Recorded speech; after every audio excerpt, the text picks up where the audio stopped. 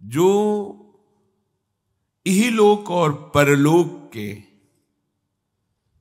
समस्त भोगों का मेरे प्रति संन्यास कर देता है, त्याग कर देता है, समर्पण कर। देखो ये जो परम पद है, दिव्यता है, भागवतिक अध्यात्म योग की पूर्णता है, ये कोई हंसी खेल नहीं है। और उनके लिए हंसी खेल है जो महापुरुषों के वचनों पर चल दिए हैं, क्योंकि जो है ही नहीं उसको त्यागना क्या। पर जिसने माना है कि ये भोग है, सुख सामग्री है, अब उसको त्यागने में बड़ी कठिनता है। ना असतो विद्यते भाव, असत की सत्ता ही नहीं तो फिर त्याग क्या। वो शुद्ध विवेक जागृत होता है तो एक स्वांग मात्र वो करता रहता है, कहीं उसकी आसक्ति नहीं होती, कहीं अपनापन नहीं होता। वो भगवान का महान भक्त जो परम पद का अधिकारी हो चुका है, वो कैसा होता है? बोले इहलोक और परलोक के किसी भी भोग से उसका कोई भी महत्व बुद्धि रखकर संबंध नहीं होता। और अपने शरीर और शरीर के संबंधी धन, पशु, घर, पदार्थ, अन्य जितना भी अहम और ममत्व है, जो भी मैं और मेरा है, वो सब मेरे चरणों में समर्पित करके निश्चिंत हो जाता है। वही भक्त निरंतर मेरा भजन करता है और मैं उसे मृत्यु से बचाता हूं, संकटों से बचाता हूं, महासुख में पहुंचाता हूं, क्योंकि मैं ही एक ऐसा हूं। भगवान स्वयं कह रहे हैं, नान्यत्र मद भगवतः प्रधान पुरुषेश्वरात्, मेरे सिवा ऐसा कोई नहीं है कि आवागमन चक्र से तुम्हें बचा ले। स्पष्ट कह रहे, नान्यत्र, दूसरा कोई नहीं, क्योंकि दूसरा कोई है ही नहीं। मद भगवता प्रधान पुरुषेश्वरात्, ईश्वरों का भी ईश्वर मैं हूं। ये भगवान कृपा करके वर्णन करते हैं। मेरे सिवा किसी का भी आश्रय लेने से तुम जन्म मृत्यु चक्र से नहीं बच सकते। उसके लिए इहलोक परलोक, शरीर, शरीर संबंध, शरीर संबंधी भोग, इन सब को भगवान है, भगवान का ही, उनको समर्पित करके तुम निश्चिंत होकर निरंतर भजन करो। तो भगवान कह रहे, भक्त्या तान मृत्यु रति पारये। भक्तों के जीवन में भारी विपत्तियों का सामना करना होता है। क्यों? पापियों को तो ऐसा नहीं देखा जाता जैसा भक्तों को विपत्ति, क्योंकि इनका आखिरी जन्म है, अनंत जन्मों का हिसाब पूरा करना है। इसीलिए लोग डर जाते हैं कि भक्त होते हुए इनको इतना कष्ट, इनकी इतनी विपत्ति, तो मेरे तो आचरण ही ऐसे नहीं, जब इनके भजन का प्रभाव इनको सुखी नहीं कर सकता तो मेरे को क्या सुखी करेगा। तो ये अज्ञान है। भक्त को जो सुख प्राप्त है और प्राप्त होगा, वो त्रिकाल में किसी अन्य साधना वालों को भी प्राप्त नहीं होता। फिर विषयी पुरुषों की तो बात है, तुम उन्हें सुख समझ रहे हो। जो अच्छे से अच्छे पदार्थ खाने के बाद 6 घंटे के बाद मल बन जाता है, चाहे जितना सुंदर पेय हो, मूत्र बन जाता है।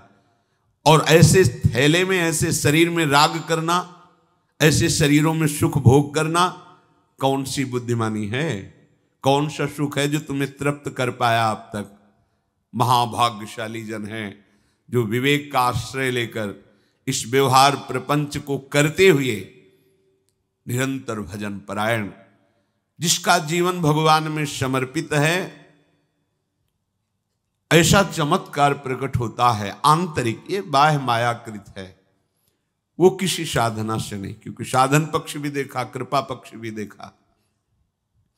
जब किसी भक्त का किसी परिवार में अवतार होता है, अवतरण होता है, जन्म होता है, तो वहां विध्वंस लीला प्रारंभ हो जाती, विनाश लीला। इससे प्रायः संसारिक लोग समझने लगते हैं बड़ा मंगल हुआ। जैसे गोस्वामी जी का प्रादुर्भाव हुआ तो प्रादुर्भाव होते ही मां पधार गए। मतलब इतना प्रबल कृपा वपु भक्त है कि प्रकट होते हुए इस माता को परम पद में, एक दिन के लिए भी अब मृत्यु लोक में नहीं रहना, तुमने मुझे जन्म दिया सीधे परम पद में, संसार क्या देखता है? जन्मते ही मां को खा गया। संसार का स्वरूप अलग है। दासी ने, पिता तो नफरत ही करने लगे थे गोस्वामी जी के। जब दासी ने धाय मां ने पाला, वो भी पधार गई। अब तो लोग तुलसीदास जी को देखना पसंद नहीं करते थे कि इतना भागी है कि जो इसे थोड़ा भी प्यार करे उसके यहां अमंगल हो जाता है। ज्यादा दिन सेवा नहीं करनी पड़ी, परम पद पहुंचा दिया धाय मां को भी। ऐसे ही जो इहलोक परलोक के सारे भोगों का प्रभु में समर्पण कर देते हैं तो उनके ऊपर ऐसी विशुद्ध कृपा होती कि बिना साधन के पूरे पूरे का पूरा परिवार परम पद का अधिकारी हो जाता है। एक महाभागवत अनन्य भक्त श्री चंद्रहास जी महाराज, उनके पावन चरित्र का अपने लोग श्रवण करते हैं। इससे भक्ति बहुत घनीभूत होती है। भगवान व्यास देव जी ने इस महान पावन चरित्र की रचना करके फलस्तुति में लिखा है, जो चंद्रहास जी के चरित्र का श्रवण और मनन करेगा उसके हृदय में हरि चरणों में अमोघ प्रीति हो जाएगी, अनन्य भक्ति हो जाएगी। चंद्रहास जी केरलाधिपति पूर्वमासीद राजा सुधार्मिक, राज्यम चकार मेधावी विधिवत पालयन् महीम, तस्य पुत्रो भवन मूल नक्षत्रे बहुभाग्यवान। केरल देश में एक परम मेधावी सुधार्मिक नाम के राजा राज्य करते थे। धर्म पूर्वक चलना, प्रजा का पालन करना और भगवान नाम जप करना, शास्त्र विधि से बिल्कुल कभी प्रतिकूल एक भी आचरण जीवन में नहीं किया। तो उनके यहां महाभागवत चंद्रहास जी का प्रादुर्भाव होता है। भगवान के भक्तों का जिस कुल में प्रादुर्भाव होता है वो कुल, वो ग्राम, वो नगर, वो देश परम पूजनीय हो जाता है। महाप्रभु चैतन्य देव जब ईश्वरपुरी जी के गांव से गुजरे, पता चला यह ईश्वरपुरी जी का गांव है, उनके शरणागत मंत्रदाता गुरु ईश्वरपुरी जी, तो उस गांव की परिक्रमा करके रज में लौट रहे थे और कहते जा रहे थे कि इस गांव का कुत्ता भी हमारे लिए भगवान के समान पूजनीय, क्योंकि मेरे गुरुदेव का प्रादुर्भाव इस नगर में हुआ और वहां के लोगों की चरण रज लेकर के माथे पे धारण करते। नाम प्रसंग कहे तु उपदेश, जहां या धर्म धन्य सो देश, धन्य सो कुल जे जन्म भयो, धन्य सो तात धन्य सो माए। माता पिता कुल परिवार 21 पीढ़ियां तर जाती हैं यदि भगवान का महाभागवत कोई भक्त पैदा हो जाए। ये महाभाग्यशाली मूल नक्षत्र में प्रकट हुए। लौकिक में अमंगल माना जाता है और भाव में देखो तो मूल कौन है? नक्षत्र भगवान। ऊर्ध्वमूल मधा शाखा मुसत्थम प्राहुरव्ययम, सबके मूल कौन है? श्री भगवान। किस नक्षत्र में पैदा हुए? मूल में, भगवत स्वरूप। और लोक में माना जाता है कि मूलन में पैदा हुआ है लड़का, अमंगल है, कुछ नष्ट ही होगा। संसार बड़ा विचित्र है। और प्रमाण भी दे देते हैं। प्रभु की लीला ऐसी कि उनके रहस्य को ना जानने के कारण प्रमाण भी ऐसे प्रकट हो जाते हैं कि हाँ अमंगल देखो हुआ ना। इधर बधाई प्रारंभ है कि राजकुमार का प्रादुर्भाव हुआ है। जैसे गोस्वामी जी जन्मते ही श्री मुख से उच्चारण किया राम, अहो भाग्य। बालक रोते हैं, गोस्वामी जी रोए नहीं थे, प्रकट हुए तो बोले राम। चंद्रहास जी प्रकट हुए तो बोले कृष्ण। जैसे बालक रोता है ऐसे उनकी आवाज में निकला कृष्ण कृष्ण। बड़ा आनंद हुआ सुधार्मिक राजा को कि हमारे कोई महाभागवत पधारा है, क्योंकि ये भजन करके पूर्व जन्म में ऐसी भागवती की स्थिति प्राप्त की कि अबोध अवस्था में ही श्रीमुख से कृष्ण नाम निकल रहा है। आनंद उत्सव मनाया जा रहा है। राजा है, राजकुमार प्रकट हुआ। और दूसरी बात वो स्वयं भक्त हैं और भगवान का ऐसा भक्त जो जन्म लेते ही कृष्ण नाम उच्चारण किया। ये आनंद ज्यादा दिन टिका नहीं। रोज बधाइयां हो रही, आनंद उत्सव मनाए जा रहे। शत्रु पक्ष के राजाओं ने मिलकर कहा यही अवसर है, आक्रमण कर दिया जाए और केरलाधिपति का सब पूरा महल घेर करके कोई एक भी न बचने पावे। शत्रु पक्ष के राजाओं ने घेर लिया। हुतो एक नृपता के सुत चंद्रहास भयो, परियों विपत्ति धाई लाई और पुर है। राजा को दीवान ताके रही घर आन बाल, आपने समान संग खेले रस ढुर है। भयो ब्रह्म भोज कोई ऐसोई संयोग बन्यो, आए वे कुमार जहां विप्रन को सुर है। बोली उठे सबे तेरी सुता को जो पति है, हुओ चाहे जान सुन गयो लाज घुर है। आसपास से राजा और सैनिकों ने घेर लिया। अब वो असावधान थे, आनंद में पुत्र हुआ है, बधाइयां, कोई संभावना ही नहीं थी। गुप्त रूप से शत्रु पक्ष के राजाओं ने आक्रमण करके घेर लिया। अब राजाओं की कई सेनाएं और इनकी असावधानी पूर्वक आनंदमयी वृत्ति में कोई पहले से पता हो तो तैयारी करते, तत्काल आक्रमण को रोकने का प्रयास किया पर असफल रहे। इनके सैनिक भी मारे गए, राजा भी मारे गए, राजमहल को घेर लिया गया, कोई भी एक भी बच के न जाने पावे। तो राजमाता जिनसे चंद्रहास जी का प्रादुर्भाव हुआ था, उन्होंने धाय मां को कहा कि मेरे पुत्र को बचाने में तुम समर्थ हो, मेरे तो प्राण नहीं बचेंगे, अगर ये लोग नहीं मारते तो मैं अपने पति के शव के साथ सती हो जाऊंगी। पहले ऐसी धार्मिक निष्ठा माताओं बहनों में होती थी कि धाय मां ने विचार किया कैसे बचा सकती हूं, आसपास तो सब सैनिक घेरे हुए हैं। तत्काल उसने विचार किया कि अगर हम इनको राजकुमार की तरह ले जाती है तो हमें भी मारा जाएगा और इनको भी मारा जाएगा। देखो कितनी विपत्ति जन्म लेते हैं। कोई प्रश्न कर सकता है कि महाभागवत जिनके घर में प्रकट हो तो वहां धन वैभव सुख संपत्ति बढ़नी चाहिए, यहां तो जन्म से ही जैसे वहां माता पधार, ये क्या है? तो श्री भगवान स्वयं कह रहे हैं यस्य तुष्टो ह्रहम पार्थ वित्तम तस्य हराम्यहम, करोमि बंधु विच्छेदम सच कष्टेन जीवति। हे अर्जुन, मैं जिस पर बहुत प्रसन्न होता हूं, आप अपने ऊपर भगवान को बहुत प्रसन्न करना चाहते हैं, बहुत प्रसन्न करने में ये है, देख लो, कह रहे जिस पर मैं बहुत प्रसन्न होता हूं सबसे पहले उसका ऐश्वर्य नष्ट करता हूं। फिर क्या करता हूं? फिर बंधु बांधवों का, फिर क्या करता हूं? असाध्य रोग उसके शरीर में। बोले महाराज जी तुम प्रसन्न हुए हो कि पूरे के पूरे नाराज हो गए हो? बोले यही मेरी प्रसन्नता है। क्या? माया का नाश। अब एकमात्र भरोसा केवल भगवान का, दूसरा कोई नहीं।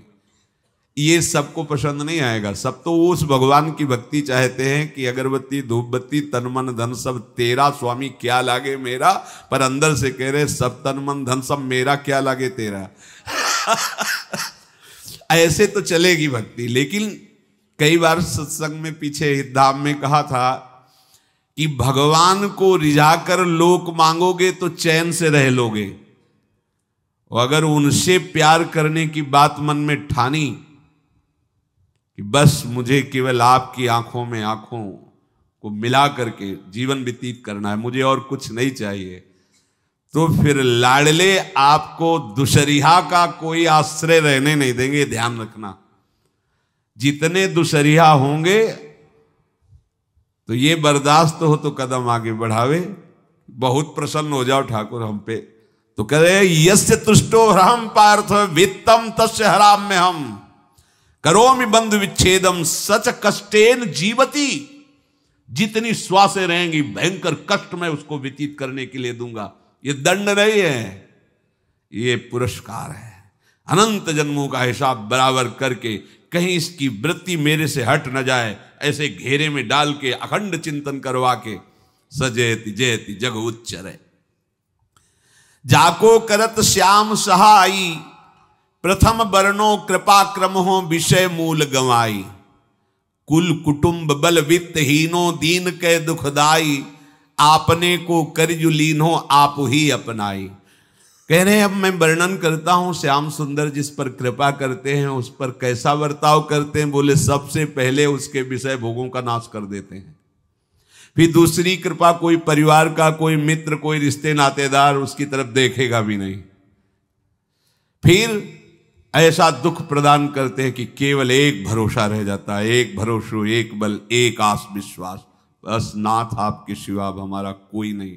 बस वहीं से जो चमत्कार प्रकट होता है, त्रिभुवन में कोई उसकी समानता नहीं कर सकता जिस पर ठाकुर की कृपा है। पर इस कृपा को हजम करने के लिए इसीलिए संत संग किया जाता है कि पहले से वो तैयार कर देते हैं। जैसे आर्मी की ट्रेनिंग होती है ना, ट्रेनिंग के बाद भी बॉर्डर में लगाया जाता है, ऐसे ही संतजन ये ट्रेनिंग देते हैं। अब जो टिके तो टिके, नहीं तो घर बैठे जाके।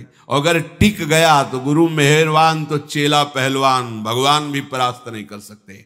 उसमें ऐसी सामर्थ्य आ जाती है कि हर प्रभु के द्वारा दिए गए विधान को हंस करके स्वीकार कर लेता है। और ऐसा नहीं कि उसको कष्ट होता है, ये लोक भाषा में भगवान कह रहे हैं सच कष्टेन जीविता। नहीं तो जिस चिदानंद में वो सुख भोगता है वो ब्रह्मा को भी नहीं प्राप्त है जो भक्त को प्राप्त होता है। भक्त का वैभव दिव्य होता है, चिदानंद में होता है। ये तो पापियों के पास भी वैभव है, रुपया पैसा कुटुंब परिवार। भगवान के दास के पास जो वैभव होता है वो अचिंत्य है, तुम चिंतन भी नहीं कर सकते, ऐसा वैभव होता है। धाय माने सेविका का रूप तत्काल लिया, जिससे पोछा झाड़ू लगाने वाले, और कुछ दोने पत्तल डाले, उनके नीचे चंद्रहास जी को डाला, ऊपर से करके इसे माथे पे रख के निकली। सैनिकों ने पूछा इसमें क्या है, तो उनका राजघराने के दोने पत्ते जूठे दिखा। ऐसे नीचे किया तो देखा सब ऊपर जूठन पड़ा। हाँ चल निकल जल्दी, भाग यहां से निकल। बस वो भागी, बचा ले गई। ऐसा ही चित्तौड़ के महाराणा संग्राम सिंह जब वीरगति को प्राप्त हुए तो विक्रम सिंह को गद्दी पर बैठाला गया, पर वो अयोग्य साबित हुए। तो राजपूत सरदारों ने, अभी 6 वर्ष के ही उदय सिंह थे, उनको राज सिंहासन पर बैठाल करके अपने हाथ में शासन लिया। सिंहासन के अधिकारी उदय सिंह 6 वर्ष के थे। सुरक्षा में दासी पुत्र बनवीर को सौंपा। बनवीर का दिमाग बदल गया कि 6 वर्ष का इसको काट देते हैं, हम राजा बन जाते हैं। वो पिशाच की तरह महल में घुसा और जितना भी राणा परिवार था सबको उसने काट दिया। और उदय सिंह को काटने के लिए जब आगे बढ़ा तब धायमा ने विचार किया कि मेरा कर्तव्य क्या है। तो उसका पुत्र ठीक 6 वर्ष का उदय सिंह जैसा ही था। तत्काल उदय सिंह को दूसरी जगह लिटाकर अपने पुत्र को लिटाया और एक झाड़ू पोछा करने वाली को उदय सिंह को दिया कि तुम गंगा के किनारे मिलना, नदी के किनारे, मैं वहां जाऊंगी। तो बनवीर आया और कहा उदय सिंह कहाँ है, तो अपने पुत्र की तरफ अंगुली कर। कैसा धर्म रक्षा में ये बलवान सेवक जन होते थे। धाय मां है, अपने पुत्र को अपने आंखों से, अपने इशारे से कटवा रही, लेकिन राजपुत्र की रक्षा की। तुरंत बनवीर ने देखा नहीं और काट दिया। और उदय सिंह को, तो जब उदय सिंह तैयार हुए थे तो राजमाता की तरह सम्मान करते थे। धाय मां का सिंहासन से उतरकर पैरों में सर रखते थे कि तेरी कृपा से बचे। ऐसे ही चंद्रहास जी को उस दासी ने, जो धाय मां ने बचा लिया, वो कुंतलपुर पहुंची और वहां के जो मंत्री दृष्ट बुद्धि थे उनसे प्रार्थना की कि मैं सेवा कला में बड़ी प्रवीण हूं और ये मेरा पुत्र है, अगर आपकी कृपा हो जाए तो कुछ समय के लिए हम आपकी सेवा में, महल सेवा में रहेंगी और हमारे पुत्र का पालन पोषण हो जाएगा। उनकी परीक्षा ली गई तो राजघराने की सेविका थी, परम प्रवीण थी, पर उन्होंने ये परिचय नहीं बताया। विधि विधान से राज्य की सेवा में प्रवीण दासी पाकर उसको अच्छा लगा, ठीक है आप रह सकती है। अभी चंद्रहास जी 3 वर्ष के ही थे कि धायमा पधार गई और ये हर समय कृष्ण कृष्ण कृष्ण कृष्ण कृष्ण नाम इनके चलता रहता था। शोभर्कस्त्रयाब्दिको गौरो लक्षणैरभिलक्षितः ततः सपंचत्व मगमत्र धात्री बालम विनाशति। अब जो उनका दुलार करने वाली थी धायमा वो भी पधार गई तो कौन उनकी तरफ देखे, पर बहुत ही गौर वर्ण, बड़े ही सुंदर। अब वो गलियों में भटकने, निकाल दिया महल से जब धायमा मर गई, क्योंकि धायमा की सेवा कारण उनको रखा गया था। 3 वर्ष के बालक गलियों में, तो कोई भी माँ देखती उनको तो कोई उनको वस्त्र पहना देती, कोई भोजन करा देती। ऐसे ही भगवान के भक्तों की बड़ी विचित्र लीला होती है। गोस्वामी जी को कोई दरवाजे पे खड़ा नहीं होने देता था, तुलसीदास जी को। अगर वो किसी भूख से प्रेरित होकर बाल रूप ही थे किसी के दरवाजे, अरे बड़ा भागा इसको हटा दो, जन्मते माँ मर गई, धाय माँ भी मर गई, कोई भी अगर इसे एक रोटी देगा तो विपत्ति आ जाएगी। तो साक्षात भवानी अन्नपूर्णा अम्बा एकांत में गोस्वामी जी को भोजन पवाती थी आकर के, दुलार करके।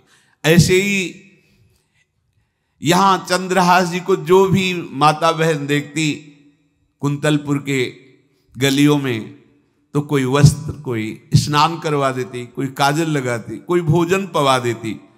परमहंसों जैसा जीवन कट रहा है। कृष्ण कृष्ण कृष्ण कृष्ण।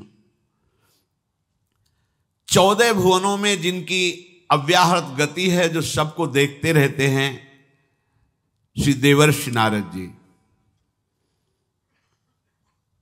ये कृष्ण कृष्ण बोलता है बालक, और इसका हरि के सिवा कोई नहीं।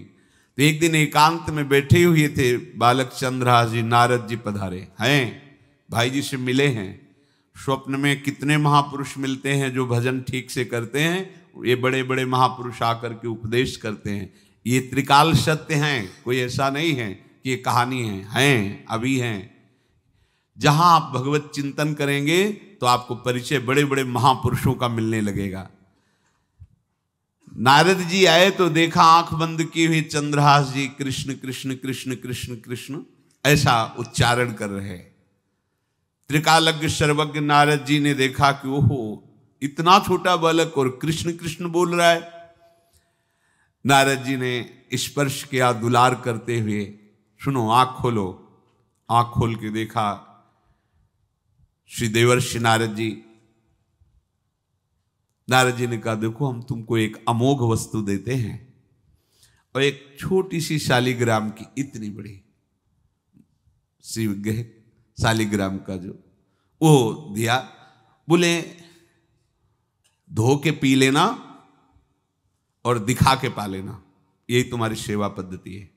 अर्थात स्नान करा दिया और जो तुम्हें मिले इनको अर्पित। तो उन्होंने विचार किया कि धोने के लिए, स्नान कराने के लिए पात्र चाहिए, भोग लगाने के लिए पात्र चाहिए।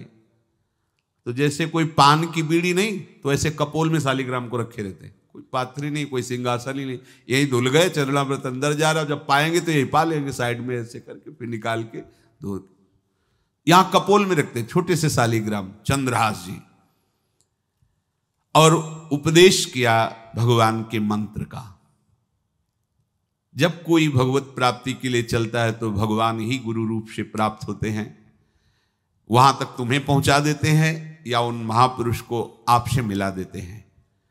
जब कोई भगवत प्राप्ति के लिए जहां चलता है तो ये भगवान अपनी तरफ से कृपा करते हैं।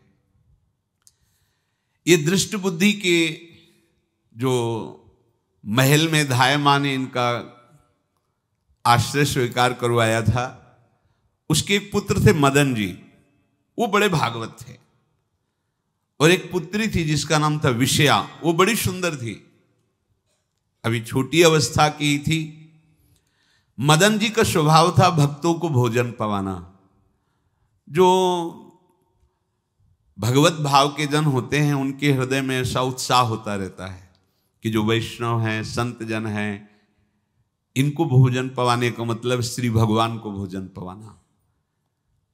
भक्तमाल में भी वर्णन है कि जैसे गर्भवती माँ को आप कुछ भी पवाओ तो बालक की पुष्टता अपने आप होती है, ऐसे संतों के हृदय में भगवान विराजमान प्रगट रूप से हैं। जब हम संतों को भगवत भाव से भोग पवाते हैं तो साक्षात भगवान ही पाते हैं। वो मदन थे भगवत भाव के, तो उन्होंने बुलाया बड़े बड़े भक्तों को और ब्राह्मणों को। जब ब्राह्मण और भक्त पा रहे थे तो खेलते खेलते चंद्रहास जी भी वहीं चले गए और उन्होंने भी वहां प्रसाद पाया। अब बड़े बड़े ब्राह्मणों में एक ज्योतिषाचार्य थे। दृष्टबुद्धि जी ने हाथ जोड़कर प्रणाम किया और अपने परिवार को प्रणाम करवाया और कहा, यह हमारी पुत्री है। दृष्टबुद्धि जी ने कहा, आप इसका हाथ देकर बताइए, इसको वर कैसा मिलेगा, कैसा ऐश्वर्य होगा। दृष्टबुद्धि मतलब दुष्ट बुद्धि, ऐसा ही था वो। पर बड़ा विचित्र खेल है, इसकी बुद्धि एकदम विपरीत और पुत्र महाभागवत। भगवान का खेल है, वो भक्ति विरुद्ध और पुत्र भागवत। उन्होंने कहा वर, ऐसे दृष्टि डाली चंद्रहास जी वहीं पार, वो है इसका वर। वो इसे धाय का एक दासी का लड़का हमारी पुत्री का वर बने। बोले शायद आपने ध्यानपूर्वक रेखा नहीं देखी, वो हम देख लिए हैं, यही है तुम्हारी पुत्री का वर। तो पर्यो सोच भारी कहा करो यो विचारी, अहो सुता जो हमारी ताको पति ऐसो चाहिए। डारो या ही मार या को यह है विचारी, तब बोली नीच जन कहो मारो ही दाहिए। लेके गए दूर देखी बाल छवि पूर, हम योनि पर धूर दुख ऐसो अवगाहिए। बोले अकुलाए तो ही मारेंगे सहाय कौन, मांगो एक बात जब कहो तब बाहिए।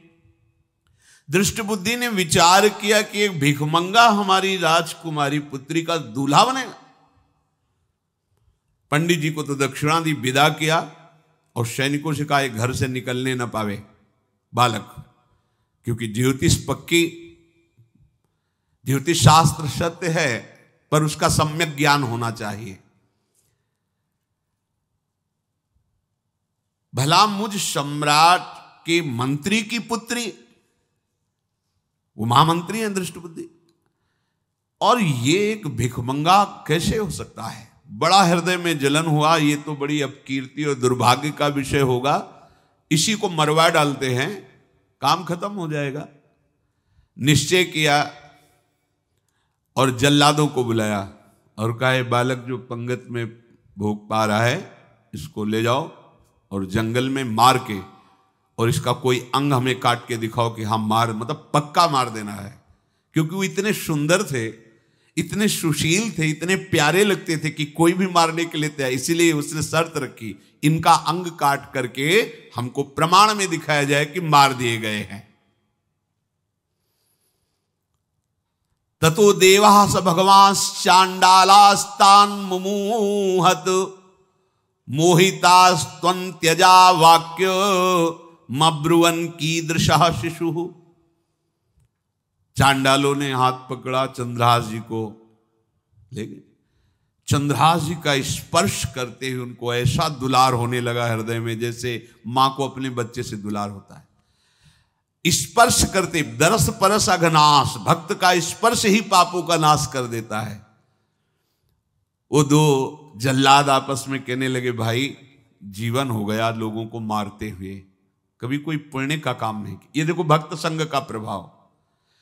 इस सुकुमार विशाल नेत्र, कैसा सुंदर बालक जो हमारे चित्त को चुरा रहा है, इस दुष्ट बुद्धि मंत्री ने आदेश किया मारने का, भला इससे क्या बिगाड़ा इनका, क्यों मारना चाहता है? देखो वैसे तो मां पापी है ही है, क्योंकि जल्लाद घर में जन्मे हैं, पूर्व जन्म के पापों के अनुसार इस जन्म में न जाने कितनों को हमने काटा है। पर पता नहीं क्या हो रहा है, मेरे हृदय में ऐसी हिम्मत नहीं आ रही कि इस बालक को मैं मार सकूं। दूसरे ने कहा फिर अगर उसको तुम नहीं मारोगे तो तुम मारे जाओगे, कुछ तो करना पड़ेगा। नहीं नहीं, इस छोटे से बालक से क्या किसी को नुकसान। एकांत जंगल में ले गए और कहा तुम जानते हो हम तुम्हें किस लिए लाए हैं? चंद्रहास जी बालक थे, 5 वर्ष की आयु अब हो गई थी। तो उनका मुझे पता नहीं कि आप क्यों लाए हैं। बोले हम जल्लाद हैं, तुम्हें मारने का हुक्म दृष्ट बुद्धि ने दिया है, मारना तो पड़ेगा ही तुम्हें। हमारी इच्छा नहीं कि मारें, पर हम तुम्हें अंतिम बात पूछते, तुम्हें कुछ भी पसंद हो, कुछ भी, तो तुम कहो, हम तुम्हारे लिए ला के देंगे जो तुम्हें चाहिए, बोलो, पर हमें वध करना पड़ेगा तुम्हारा। तो उनका मुझे कुछ और नहीं चाहिए, बस थोड़ा सा समय चाहिए। यदि आप मारना ही चाहते हो तो थोड़ा हमारी पूजा है हम कर ले, इसके बाद मार लीजिए। आपको तो बल है, अस्त्र हैं, मैं तो बालक हूं। उनका हाँ हम तुम्हें समय देते, तुम किसी को पुकार भी सकते हो, जो तुम करना चाहो कर सकते हो। चंद्रहास जी का मुझे मृत्यु का भय नहीं, बस कुछ समय दे दे। पूरा महाभारत हो गया था, टिटिहरी के अंडे नहीं फूटे थे। वहीं एक टिटिहरी का, तो टिटिहरी एक पक्षी होती है, टे टे करके उड़ती है, तो उसके अंडों के ऊपर एक हाथी का घंटा हो गया, गिर गया ऐसे, सब पूरा महाभारत में सब नष्ट भ्रष्ट। वो अंडे वैसे सुरक्षित। तो जो प्रभु भारत युद्ध में राखे भरही अंड, सोई मुंह को राखे जो राखत ब्रह्मांड।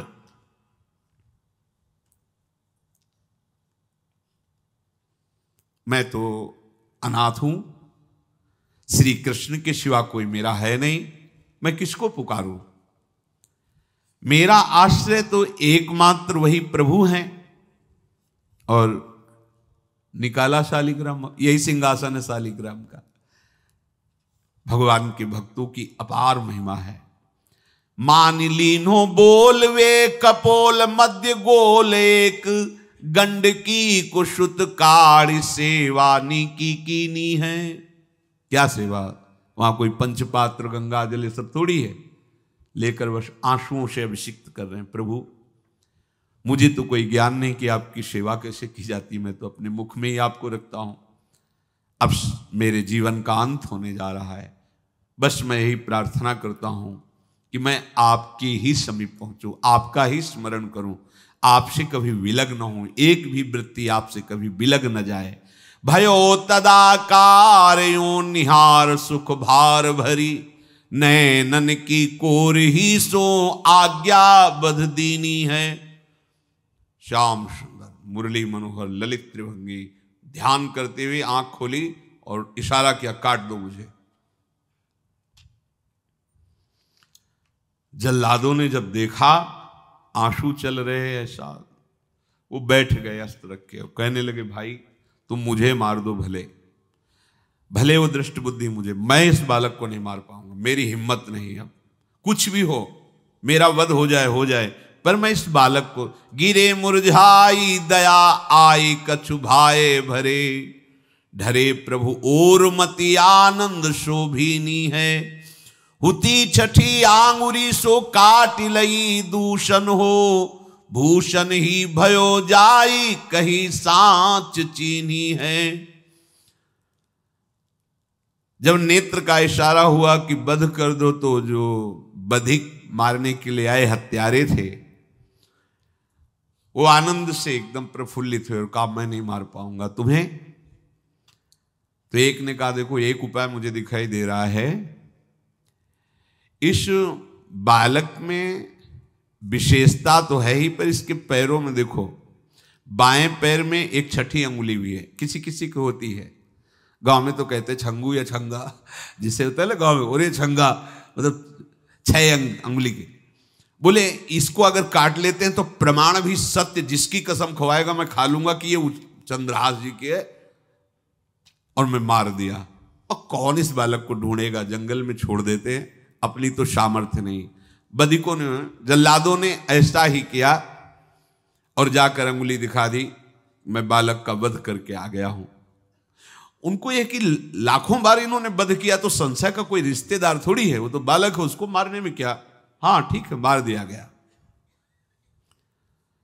अब वो जो चले गए तो अंगुली जो कटी थी उससे रक्त प्रवाह हो रहा है। कृष्ण कृष्ण जगन्नाथ वासुदेव जनार्दन, हे कृष्ण हे जगन्नाथ हे वासुदेव हे जनार्दन, ऐसे नाम उच्चारण करते हुए मूर्छित हो रहे हैं चंद्रहास जी। वो छोड़ करके जल्लाद चले गए। चंद्रहास जी भगवान का स्मरण कर रहे हैं तो जितने जंगल के मृग हैं वो सब मंडलाकार घेर के ऐसे। एक हुमा नाम का पंछी होता है, अगर उसके पंखे की छाया पड़ जाए तो चक्रवर्ती सम्राट का वैभव प्राप्त होता है। और वो भीड़ की भीड़ पक्षी आकर चंद्रहास जी के ऊपर ऐसे घेरे हुए हैं। आसपास मृग मृगी मृग शावक सब घेरे हुए हैं। बीच में चंद्रहास जी कृष्ण गोविंद दामोदर माधव ऐसे उच्चारण कर रहे हैं। जो भगवान के चिंतन में मगन रहना अपना स्वभाव बना लेता है, तो देखो ऐसे हत्यारों के हृदय में भी दया गई, क्योंकि दया समुद्र भगवान का स्मरण जो करते हैं उनमें ऐसी महामहिम दिव्यता आ जाती है। कोई भी कितना भी निर्दयी हो, अंदर से वो भले जल रहा है द्वेष के कारण, पर कहीं ना कहीं ये द्वेष आंतरिक राग का सूचक हो। वो भी भक्त को प्यार करता है, पर भक्ति ना होने के कारण वही उसका राग द्वेष में बदल जाता है। कोई भी हो, अंदर से जब भक्त के प्रति जलन पैदा करता है तो उसमें मूल होता है भक्त की महिमा, भक्त का महत्व, पर उसे ना प्राप्त, जैसे कहते हैं कि वो अंगूर खट्टे हैं और हट नहीं प्राप्त कर पाए तो अंगूर खट्टे हैं। बकाया महत्व सब के अंदर होता है। दुष्ट से भी दुष्ट के अंदर भगवान के भक्तों का महत्व होता है, क्योंकि सबके हृदय में भगवान विराजमान है। अब चंद्रहास जी भगवत स्मरण करते हुए पक्षियों के और मृग आदि के बीच में हैं। उधर भगवान का एक विधान तैयार होता है। वह देश भूमि में रहत लघु भूप और सुख सवै एक सुत चाह भारी है। कुंतलपुर के ही अधीन एक चंदनवती नाम की राज्य नगरी थी। वहां के राजा थे, उनके पुत्र नहीं हो रहा था, तो उन्होंने बहुत से दान पुण्य यज्ञ आदि किए। गृहस्थी धर्म में पुत्र ना होना एक बहुत अमंगल सूचक होता है। पितरों को पिंडदान करना, तृप्ति करना और गृहस्थ परंपरा को आगे बढ़ाना, पुत्र ऐसा। और जिसके गृहस्थ धर्म में होते हुए पुत्र नहीं होता, उसे शास्त्रों में लिखा पुत्र नाम के नरक की भी प्राप्ति होती है ऐसे। पर अगर वही गृहस्थ जिसके पुत्र नहीं हुआ और बाल कृष्ण को अपना पुत्र मानकर उनकी सेवा करे तो परम पदवी को प्राप्त हो जाए। संतान नहीं हुई तो दोनों विरक्त होकर वृंदावन वास करो, भजन करो, श्री जी को प्राप्त हो जाओ। पर अगर गृहस्थ में है तो पुत्र की कामना बड़े बड़ों को देखी गई, क्योंकि ऐसा सिद्धांत है। जब दशरथ जी महाराज चक्रवर्ती सम्राट, जब उनकी भी बहुत अवस्था हो गई, पुत्र नहीं हुआ तो व्याकुल हो गए और वशिष्ठ जी के चरणों में जाके बैठे कि सब कुछ है, पुत्र ना होने के कारण हमारा हृदय व्याकुल रहता है। उन्होंने श्रृंगी ऋषि को बुलाकर पुत्रष्टि यज्ञ करवाई, जिससे भगवान 4 रूपों में प्रकट हुए, राम लक्ष्मण भरत शत्रुघ्न। तो कुंतलपुर सम्राट पद, चंदनवती राज्य राजा, जैसे प्रदेश, और दिल्ली में बैठे हुए जो प्रधानमंत्री राष्ट्रपति वो बादशाह, जो दिल्ली का अधिकार वो बादशाह, और ऐसे छोटे छोटे जो राज्य हैं उनको राजा। तो ये चंदनवती के राजा कर दिया करते थे प्रत्येक राजा को कर देना होता था, बादशाह को। इनके पुत्र था नहीं और कर देने के लिए कुंतलपुर ही जा रहे थे, तो रास्ते में देखा कि बहुत से मृग और पंछी ये घेरे हुए क्या है, तो एक कौतूहल सा कि क्या है बीच में, आसपास मंडलाकार मृग, फिर वो विहंग पक्षी। निकष्यो विपिन आनि देखिया ही मोद मानी, कीनी खग छा घिरी मृगी पाति सारी है। दौरी के निशंक लियो पाए निधि रंक जियो, कियो मन भयो सो बधायो श्रीहु वारी है। को दिन बीते नृप भय चित चीते दियो, राज को तिलक भाव भक्ति विस्तारी है। जो भगवान के आश्रित है, भगवान कैसी व्यवस्था करते हैं। वो चंदनावती के राजा दौड़ करके एक कौतूहलवश, क्या है यहां, मृगी पंक्तियों के बीच में पक्षी, हुमा नाम का बड़ा पवित्र पक्षी हिमालय आदि में पाया जाता है, जिसके ऊपर इसकी छाया पड़ जाए वो ऐश्वर्यवान हो जाए। देखा बालक दिव्य तेजों में, और मूर्छावस्था में नजदीक गए तो अंगुली पूरी कटी हुई थी, तो रक्त प्रवाह, गोद में उठाया और आनंदित हो गए। हमारी पुत्रेष्टि यज्ञ सफल हुई, हमारा दान पुण्य सफल हुआ, ऐसा हमें सुंदर बालक मिला। चंद्रहास जी को लेकर के घर आए और हृदय में भगवान का बार बार कृपा प्रसाद मना रहे हैं, मुझे भगवान ने पुत्र दिया। चंद्रहास जी को लेकर आए, आनंद मंगल बधाइयां बजने लगी, बहुत सी संपत्ति न्यौछावर कर दी। 5 वर्ष के चंद्रहास जी हैं। पूछा बेटा तुम्हारे माता पिता कौन है, तो कहा श्री कृष्ण। परिवार में कौन है, श्री कृष्ण। मतलब तुम्हारा कोई नहीं है, नहीं है श्री कृष्ण। समझ गए कि भगवान ही हमें कृपा करके ऐसे महाभागवत पुत्र को दिया। और है कौन, वास्तविक कोई नहीं श्री कृष्ण के सिवा। बड़ा उत्सव मनाया और अपने राज सिंहासन का अग्रिम अधिकारी युवराज पद चंद्रहास जी को। अब तो पूरे राज्य में आनंद की वर्षा हो रही। राजा मन में विचार कर रहे हैं कि ऐसा प्रतापी भक्त हमारे यहां आया है, अब हमको किसी को कर देने की जरूरत नहीं। तो जो हर महीने वर्ष में जो बंधा हुआ कर था उन्होंने नहीं दिया। 1 बार 2 बार 3 बार जब कर नहीं पहुंचा तो सम्राट ने आदेश किया मंत्री को कि चंदनावती से कर आना बंद हो गया है। क्या बात है? यदि वो अहंकार से युक्त हो तो आक्रमण करके नष्ट करो, यदि समस्या है तो उसका सहयोग करो। बादशाह के आदेश से वहां दृष्ट बुद्धि पहुंचे तो युवराज पद पर चंद्रहास जी विराज, जिनको मारने के लिए जल्लादों के हाथ में दे दिया था। पूरे पूर्वासी ऐसा प्रभाव चंद्रहास जी का है कि सब कृष्ण भजन करते हैं, सब आनंद में मगन रहते हैं। चंद्रहास जी थोड़ा सयाने हो गए थे तो पूर्ववासियों को उपदेश देते, एक बार हमारे राज्य में भोजन पाया जाएगा 24 घंटे में, और सबके घरों से आरती की शंखनाद घंटानाद सुनाई देना चाहिए। सबके यहां शाम के रोज नाम कीर्तन और भगवत कथा होनी चाहिए, क्योंकि आयुष्यम चपलम तादृक जल बुद्बुद सन्निभम चिंतयध्वम जनामूढ़ा माधवम वर्षम सुस्थिरम। भाइयों, ये आयु बड़ी चंचल है, कब शरीर छूट जाए पता नहीं, पानी का बुलबुला कब फूट जाए कोई पता नहीं।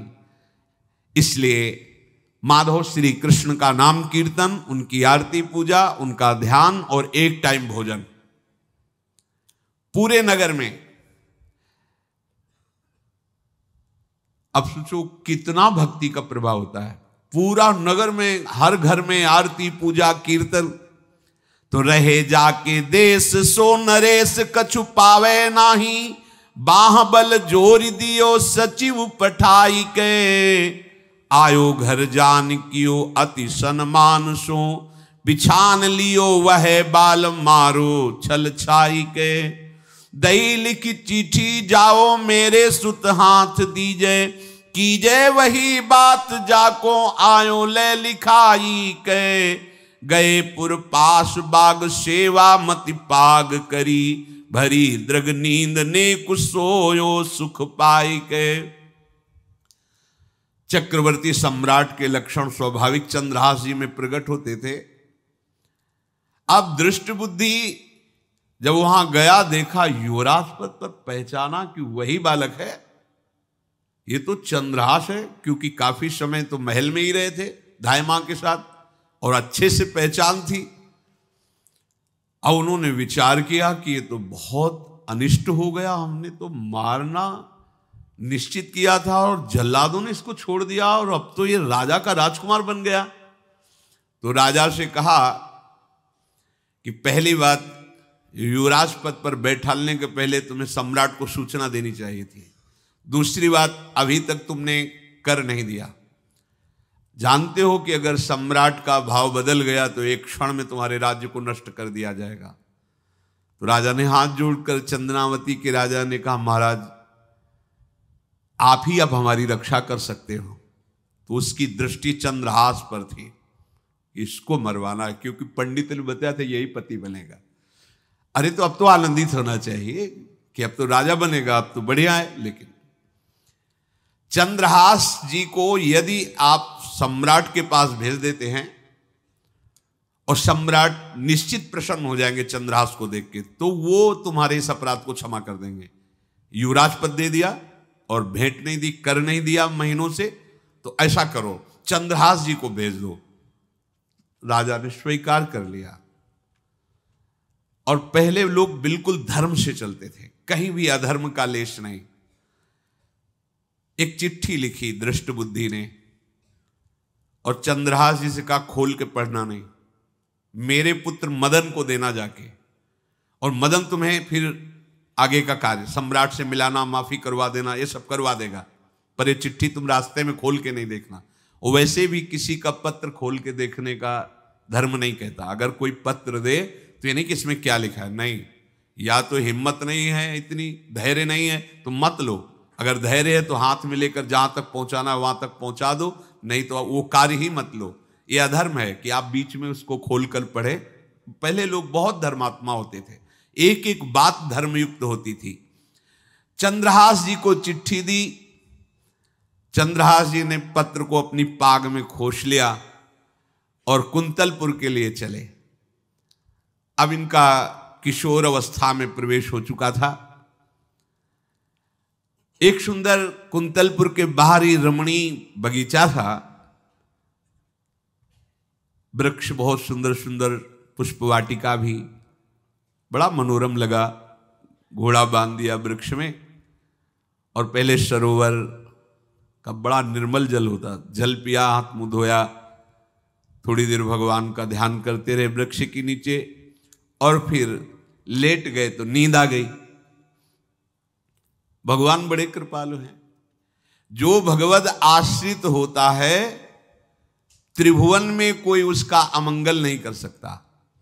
अपनी सहेलियों के साथ दृष्ट बुद्धि की वही राजकुमारी जिसके साथ इनका ज्योतिषाचार्य ने कहा था यही पति होगा, वो अपनी बहुत सी समान वयस्क अवस्था की जो किशोरियां थी उनके साथ वो, और ये राजवाटिका थी, इसमें घूमने के लिए आई। तो घोड़ा देखा तो उसने कहा यहां किसी का घोड़ा कैसे आ सकता है, हमें लगता है कोई यात्री इसमें प्रवेश कर गया, उसको पता नहीं होगा कि राजवाटिका है। खेलत सहेलिन मो आई वाही बाग मांझ, करी अनुराग भई न्यारी देखी रीझी है। पाग मदि पाती छवि माती झुकी खेच लई, बाची खोल लिख्यो विष दैन पिता खीजी है। विषयाशु नाम अभिराम दृग व्यंजन सो, विषया बनाई मन भाई रस भींजी है। आई मिली आलिन में लालन को ध्यान हिए, पिए मद मानो गृह आई तब धीजी है। वो अपने सहेलियों के साथ घूमते हुए उसी वृक्ष के नीचे पहुंची जा चंद्रहास नौ किशोर अवस्था, और जो भगवान का भजन करते हैं उनमें एक विशेष आकर्षण होता है जो साधारण आदमियों में नहीं होता। वो कैसा भी रूप हो उससे मतलब आकर्षण होता है, ऐसा लगता है इनके समीप बैठे रहे, इनको देखते रहे, इनकी बातें सुनते रहे, उनमें भगवत आकर्षण होता है। आंख मुंदी हुई शोर है, देखते ही पूर्व विधान के अनुसार उसका चित्त लुट गया। इतना सुंदर नौ किशोर अवस्था, आसपास देखा तो सखियां खेलने में लगी थी। पाग में एक चिट्ठी सी दिखाई दी तो झुक करके चुपचाप ऐसे नौ किशोर अवस्था में चंचलता भी होती है, चिट्ठी खोल करके देखा तो वैसे ही रूप माधुरी में आसक्त हो गई थी। पूर्व संस्कार से आकर्षण भी हुआ। इसने संस्कृत में लिखा था, विस्मस्मयी प्रदातव्यम त्वया मदन शत्रुवे कार्या कार्यम न द्रष्टव्यम कर्तव्यम खलु में प्रियम। मदन पुत्र, उनके नाम था मदन। अय मदन, बिना कुछ विचार किए इसको विष दे देना जाते ही। क्या उचित है क्या अनुचित ये तुम्हें नहीं सोचना, मेरा प्रिय करना, मेरे आदेश का पालन, जाते ही से विष दे देना। पत्र उसने देखा वो पिताजी की बुद्धि खराब हो गई, ऐसे सुंदर नव किशोर को विष देने की बात लिख दी। अब उसे बड़ा दुख हुआ कि पहली ही दृष्टि में, अभी तो इन्होंने आंख खोल के हमें देखा ही नहीं, और इनको इस सोई हुई मुद्रा में देख करके मेरे प्राण समर्पित हो गए, मेरा चित्त समर्पित हो गया। चलो, जब मेरी सखियों के नाम पुकारे जाते, हेमलता शशिकला आदि, तो मुझे चुभता था कि मेरा नाम पिताजी ने विषया क्यों रखा है। आज सार्थक हो गया, मेरा नाम सार्थक हो गया। काजल लगाई हुई थी, एक सीख से ऐसे काजल लिया, और एक संस्कृत में आ बनता है ऐसा, ऐसे बस ऐसे कर दो तो विषया हो गया। अब उसका अर्थ बदल गया, हे मदन, उचित अनुचित का विचार छोड़कर जाते ही इसे विषया प्रदान कर दो, ये मेरा प्रिय कार्य होगा। विषया पुत्री भगवान है, जैसी हो भवतव्यता तैसी बने सहाय, आप ना आवे आप परताई तहां ले जाए। तो ओ पत्र वही खोश दिया, और ये सुख हुआ कि तो जाएंगे भाई के पास ही ना, तो घर में ही तो जाएंगे, वहां इनकी इस प्रसन्न मुद्रा में बातचीत करते हुए मैं इनको देखूंगी। ये भगवान का विधान होता है। भगवान श्री राम जब पुष्प वाटिका में पुष्प चयन कर रहे तो श्री विदेह राजनंदनी जानकी जी की नूपुरों की ध्वनि कान में पड़ी, सावधान हो गए। लक्ष्मण जी से कहते, लक्ष्मण, आज तक मेरे मन में ऐसा नहीं हुआ, ये नूपुर और कंकन की ध्वनि मेरे मन में व्याकुलता पैदा कर रही, और रघुवंशियों का स्वभाव ऐसा नहीं है। ये किसकी हो सकती है नूपुर ध्वनि? तो बोले, भैया ये तो जनक जी का निज महल की वाटिका है, इसमें तो राज परिवार के सिवा किसी का प्रवेश ही नहीं होता। ऐसे ही बात कर रहे थे कि सामने से श्री विदेह राजनंदनी किशोरी जो जानकी जी, भगवान के पसीना आ गया माथे में ऐसा सुंदर स्वरूप। और लक्ष्मण जी से कहते, लक्ष्मण, मुझे अपने मन पे विश्वास, मर्यादा पुरुषोत्तम भगवान, मुझे अपने मन पे विश्वास है कि कभी भी इसमें हलचल नहीं, पर आज कुछ हम संभाल नहीं पा रहे। ये विधान होता है ना, जानकी जी को देख, तो ये भगवान का विधान होता है जो ऐसा पवित्र भाव वाले। अब चंद्रहास जी ये सब कुछ पता नहीं, भगवत ध्यान में वो निद्रा में, तो उठ्यो चंद्रहास जी पास लिख्यो ल्यायो आयो, देख मन भायो गाढ़े गरे सो लगायो है। दई कर पाती बात लिखी मो सुहाती, बोली विप्र घरी एक मांझ ब्याह उभरायो है। करी ऐसी रीति डारे बड़े नृप जीती, श्री देत गई बीत चाव पार पे न पायो है। आयो पिता नीच सुनि घूमि आई, मीच मानो बानो लखी दूल्हा को सूल सरसायो। चंद्रहास जी उठे और पूछते हुए मंत्री के घर पहुंचे और मदन ने जेही कि चंदनावती से पिताजी ने इनको भेजा है, ये वहां के राजकुमार हैं, हृदय से लगाया। चंद्रहास जी ने कहा आपके पिता ने पत्र दिया है।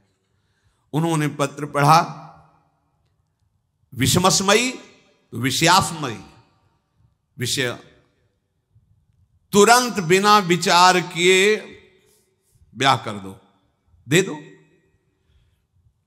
क्योंकि लिखा है प्रदातव्यम त्वया मदन, अभी इसी क्षण जहां ये पत्र मिले, उनका जो आ गया शुभम शीघ्र बुलाओ पंडित को। पंडित ने कहा भगवान की कृपा से अगला मुहूर्त है, बिल्कुल ये ब्याह का पक्का मुहूर्त है। अब तो राजघराने तत्काल व्यवस्था हुई। अब वो तो पहले ही मोहित हो चुकी थी देख के विषया जी। तत्काल दुल्हन रूप उनको सजाया गया, इनको दूल्हा रूप सजाया गया, पंडित शुरू कर दिए गणानंतो आगणपति को, ब्याह हो गया। अब जब ब्याह यहां खूब धूमधाम से हो गया तो दृष्ट बुद्धि ने सोचा कि काम हो गया होगा, विष दे दिया हो गया, मर अब हम जाके संभाल लेंगे, क्योंकि राजकुमार है, कैसे विष दिया कौन दिया, तो इस बात को हम संभाल लेंगे। जब वहां घर है तो पूरे नगर में सजावट हुई थी। बोले भैया सजावट का है कि? बोले महाराज आपके ही आदेश से तो है, आपने दूल्हा भेजा था। वो दूल्हा भेजा, ब्याह किसने कब कहा ऐसा? बोले वो तो मदन के पास चिट्ठी रखी है। अब वो घर गए, मदन को बोला, बोले तुम्हारी बुद्धि मारी गई क्या? हमने पत्र में लिखा था। दिखा दिया, लिखा था हमने, विष इसमें विषया कैसे लिख गया?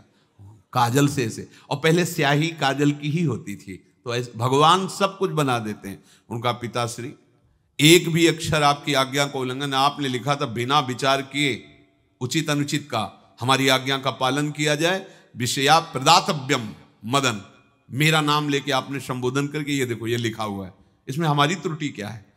देखा तो चंद्रहास जी दूल्हा और सुंदर, अब उसका हृदय आग ले। अब तो मान जाना चाहिए बिटिया का वर्ण हो गया भाई, ब्याह हो गया, अब तो गुस्सा छोड़ देनी चाहिए। पर दुष्ट बुद्धि, नाम ही रखा था धृष्ट बुद्धि, उसने कहा चाहे बिटिया विधवा रहे पर तुम्हें जिंदा नहीं रहने देंगे। ये दुष्ट बुद्धि होती है। देखो कैसे कैसे ऐसे ही होते हैं कुछ लोग, ऐसे ही होते हैं, हमारी इज्जत, फिर जेल काटता है पूरा परिवार, मार डालेंगे तुम्हें जिंदा नहीं रखेंगे, ऐसे दुष्ट बुद्धि का स्वभाव होता है।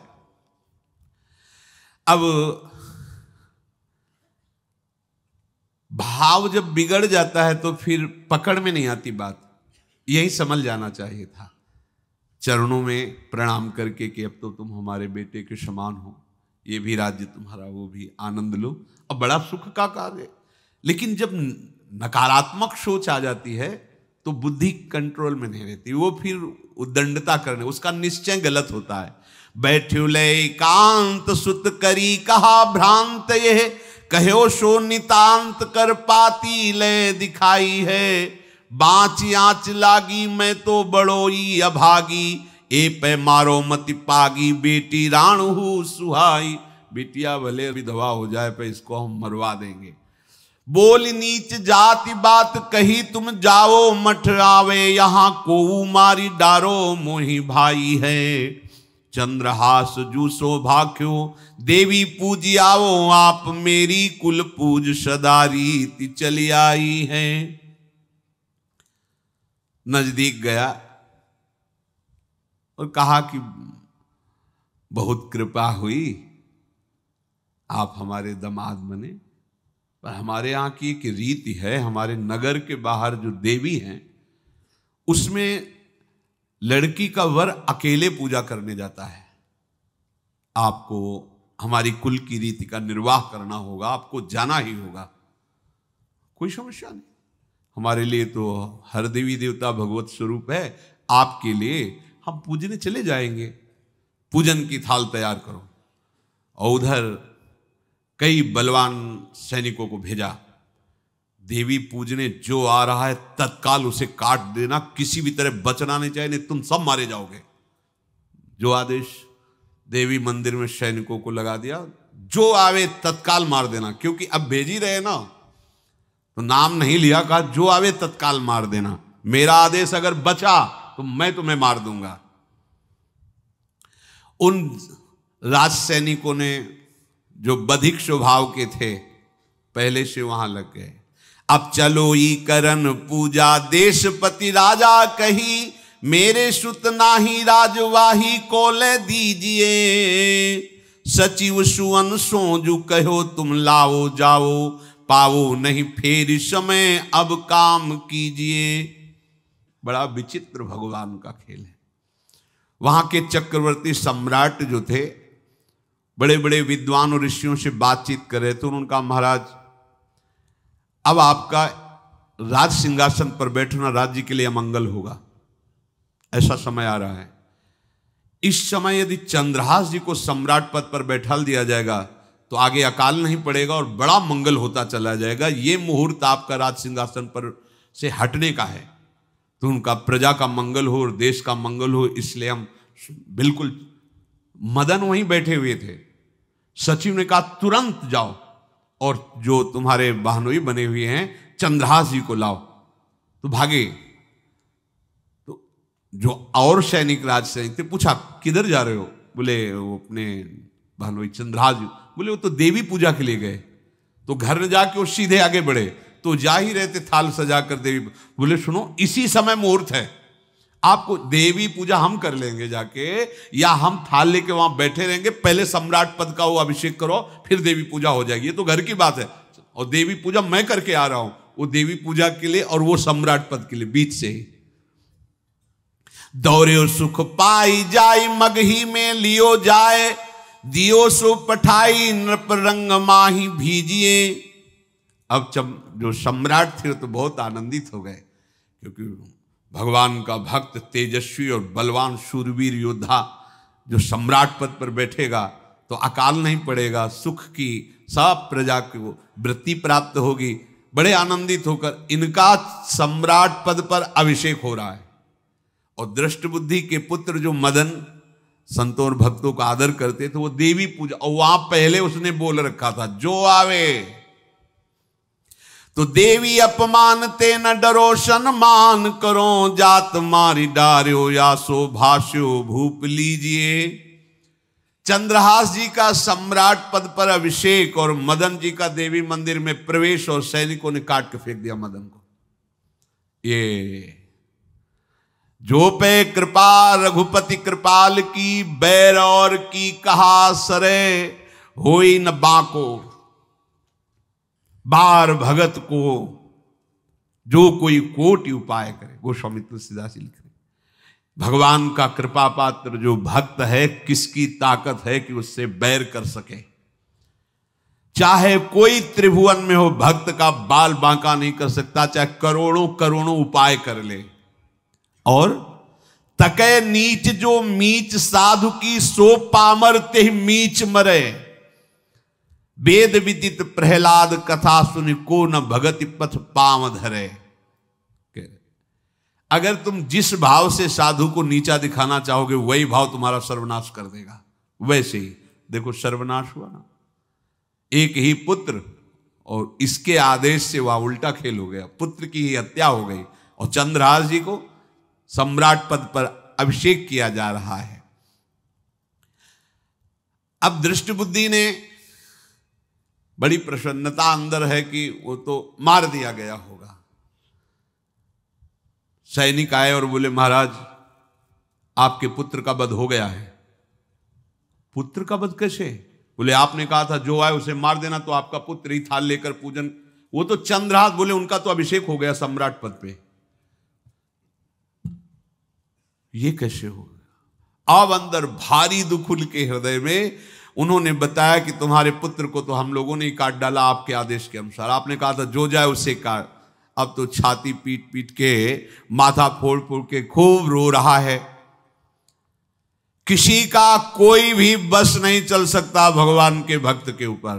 तंत्र मंत्र दुनिया का जितना भी सामर्थ्य है, ये भक्ति को ऐसे खिलवाड़ नहीं है। भगवान के भक्त को छोटा, गरीब, असहाय देख करके कभी अपमान मत कर देना। दुखिया को न सताइए, क्योंकि दुखिया देगा रोए, और जब दुखिया के मुखिया सुने तब तेरी गति का होए। ऐसा मत समझना है भिखारी है, बेकार है, ऐसा है, क्या है हमारे पास सब कुछ है। कुछ नहीं, एक तमाचा में काल के सब मिट्टी में मिल जाओगे। ये जो भ्रकुटी के इशारे से काल को भी ना चाहता है, उनके ये दास हैं। देखो ना, क्या वो सम्राट पद पे अभिषिक्त हो रहा है, उसके कुल परंपरा चलाने वाला पुत्र ही काट दिया गया। अब वो बार बार मैं कितना भागी, हाय मैं कितना भागी, अपने पुत्र को ही मरवा दिया, ये हाहाकार करके रो रहा है। चंद्रहास जी ने जब सुना तो उन्होंने कहा, अरे मृत्यु तो मेरी निश्चित थी, फिर मदन भैया को वो मेरी मृत्यु प्राप्त हुई। नहीं नहीं, ऐसा नहीं हो सकता, मैं अभी जाता हूं। वहां गए, देखिए सब कटे, अंगों को रखा, भगवान का ध्यान करते, स्मरण करते से हाथ फेरा, उठ के बैठ गए। अब ये घटना तो उनको पता नहीं थी, दृष्ट बुद्धि को उन्होंने खोपड़ी फोड़ करके अपनी हत्या कर ली। उनको जिला के आए तो फिर उनको जिलाया और कहा, पिताजी अब कृष्ण कृष्ण जपो।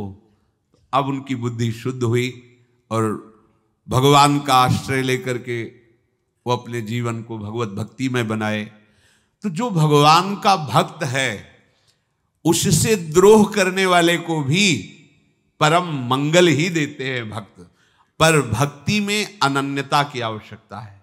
प्रारंभ इहलोक परलोक के सारे सुखों को भगवान के चरणों में समर्पित करके किसी व्यक्ति, वस्तु, स्थान का आश्रय नहीं होना चाहिए।